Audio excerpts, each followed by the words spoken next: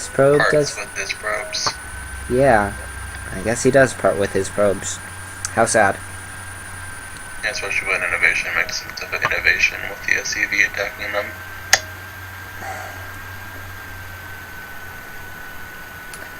Anyways. Oh, you must be thrilled now. You can see my facial reactions. Yes, I'm quite happy with that.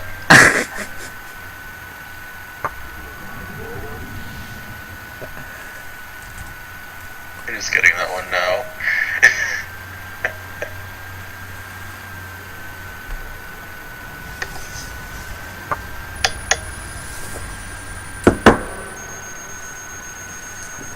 I need to get something else to eat. My stomach is bugging me. And here are probes finding, which are what probes do.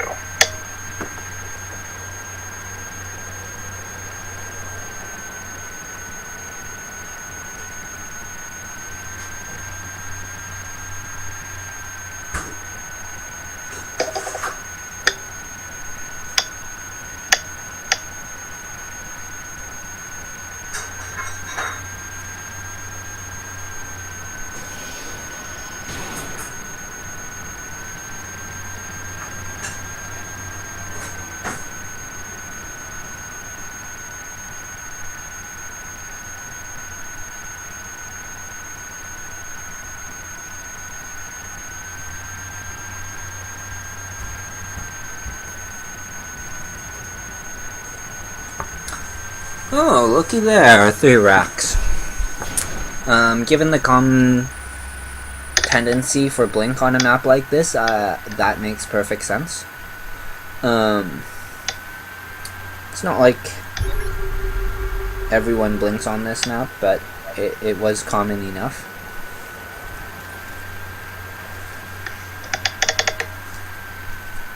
Scan goes down, he sees Blink, so you know.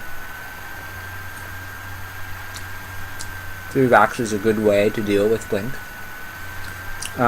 He also sees the Robo, which, as I explained in game 1, that could go either way.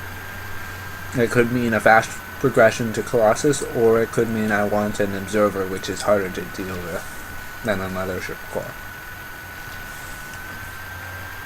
But I mean, hey, when you're parting, you could just hallucinate a Colossus and use that for high ground vision.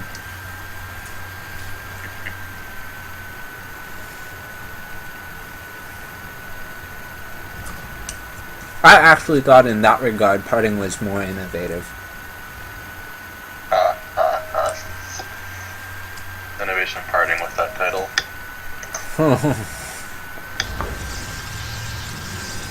Touché. I don't find Innovation's play very innovative most of the time. Like, he was when he first got onto the scene and was like hellbat dropping everyone, but now he's sort of... He's good, but he's not like... He doesn't do things that are like terribly unexpected anymore. Or revolutionary. It's a hard name to live up to.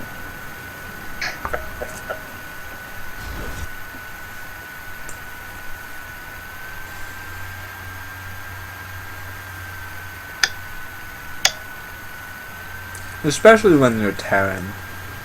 There's not a whole lot of innovation to do with Terran. Yeah, I'd say it's one of the 3 the least. Yeah. It's more of a Zerg or Protoss thing. Which is why TVT is not very favorable among the Josameka Zenador community.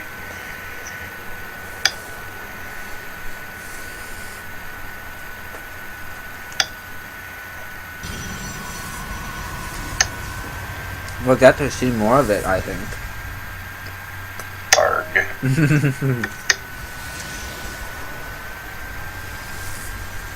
Link is nearly done now.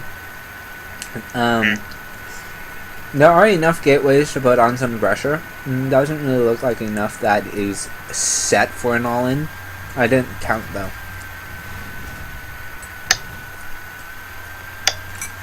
The magic number is past 5. If there are 6 or more, that's an all-in on some basic level. So he has 3 there.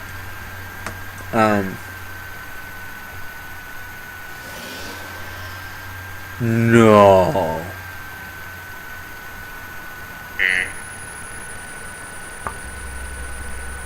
Warp gate isn't done yet. Oh, wow. That's embarrassing. Parting. That is very embarrassing. 8.5 minute mark, no warp gate.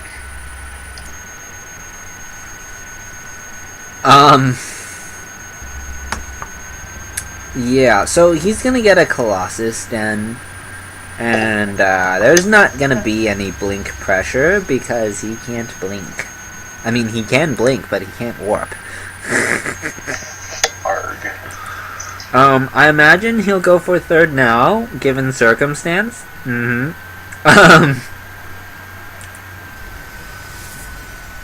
Well then, that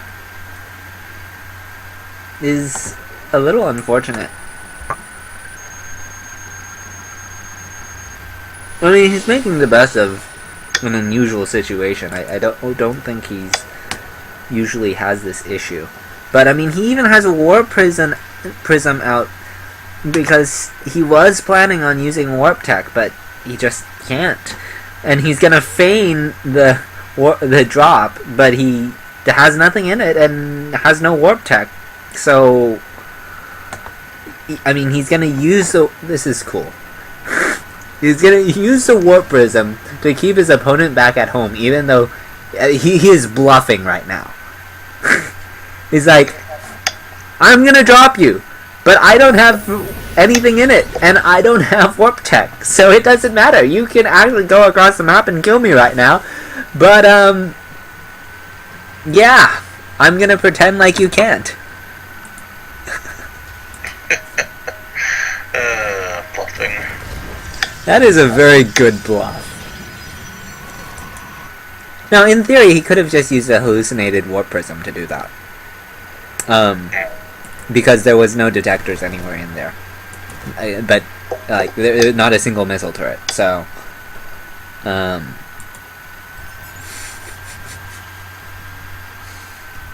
he didn't need the warp prism to get that effect.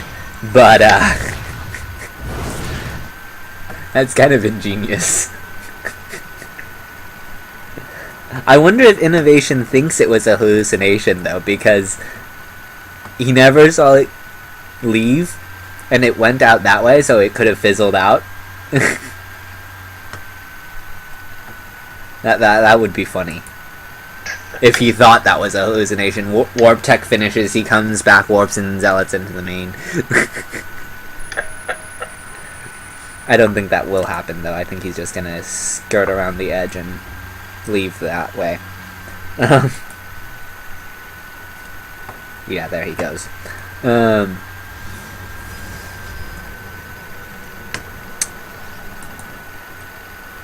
Innovation's gonna pressure the 3rd. I think he'll have to cancel, actually. I don't think he can defend it because his warp tech was so late. And he's gonna let it finish, maybe. Oh, no. Okay. Cancels at the last second. As the Colossus comes out and he realizes he doesn't. Wait, no. No. Oh, okay, he does have a mothership core for photon overcharge. I was a little worried there. He's gonna get more gateways now. So he's on 6 gateways, a Colossus down, and 1 Colossus, 2 sentries, 3 stalkers, a mothership core, a warp prism, an observer. That pretty much accounts for everything, except for the zealot that's delaying the 3rd of the turn. And with that being delayed, he's just gonna pull out.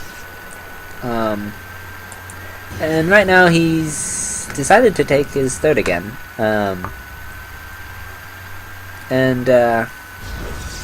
With this Colossus, he should be able to hold it. I mean, a Colossus, a photon overcharge. There's not much that Innovation can do quite yet. Once he gets his medevac, a couple more medevacs and a couple more units, then he can drop on two fronts and really give Parting a headache as to how he should split his forces. But until the medevacs get in position, and all that, he'll be okay. So he should be able to hold for now. He needs to get those spotter pylons up, but he doesn't really have a mineral bank, so that's gonna be difficult. He has this probe out over here, as he wants to get a pylon down over there for some, and there he goes, for some vision. But innovation is coming. Parting hasn't seen anything yet. Oh, I think he can see, yeah. So he sees the rocks are being worked on, and he should move in position over there. He doesn't know the full extent, he doesn't know exactly what's in that army, so potentially there could be something somewhere else, like gonna drop in from the top, but that's unlikely. So he's just gonna probably just move all his forces to the natural right now, aside from that warp. Oh, that is smart. Okay, so he he knows exactly what I said, and moves his warp prism to spot for that. His natural is oversaturated because his third isn't completely up yet. The rocks are down, he has two Colossus in place, and he's going to force a retreat out of the Terran for now. That doesn't mean that innovation is probably just going to regroup and try for a double-pronged attack. Or at least that's what he could do, and it's not necessarily innovation style. But yeah. Anyways, now that it's calmed down, what can you tell us about innovation? Also a massively accomplished player. One of those people that just kind of has like that biography that's kind of like the Reader's Digest version is still kind of like too long for Facebook, kind of. Yeah.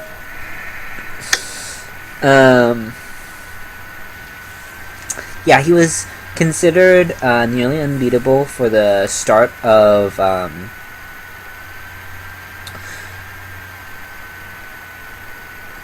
Heart of the Swarm, because he was using Hellion drops, Hellbat drops, and no one could stop that at the time. Hellbats were imbalanced, and then they nerfed Hellbats, and he started to fall off a little bit. Morrow showed you how to beat him in TVT with hyper-aggressive, borderline cheese plays. And then TVT got a couple more revolutions, became much more volatile in the early game. The mid game was still very stable, though.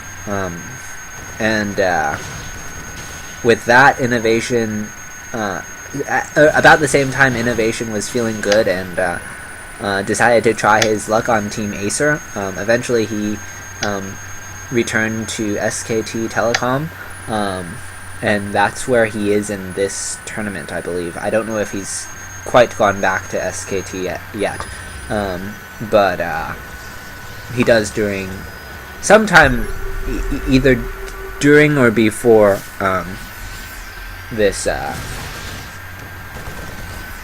GSL season.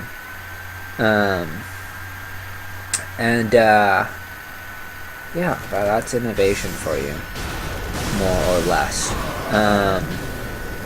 It's the best I'm going to be able to do. You're very right in that it's hard to give a proper description of him. Nice time warp, but there's not much Protoss here. There's enough Vikings for these Colossi. A good blink from the Stalkers to try and reduce the Viking count. Photon Overcharge goes down at the third, so that means that innovation can really only push the natural, but he's not getting the engagement he wants. Once his time warp and photon overcharge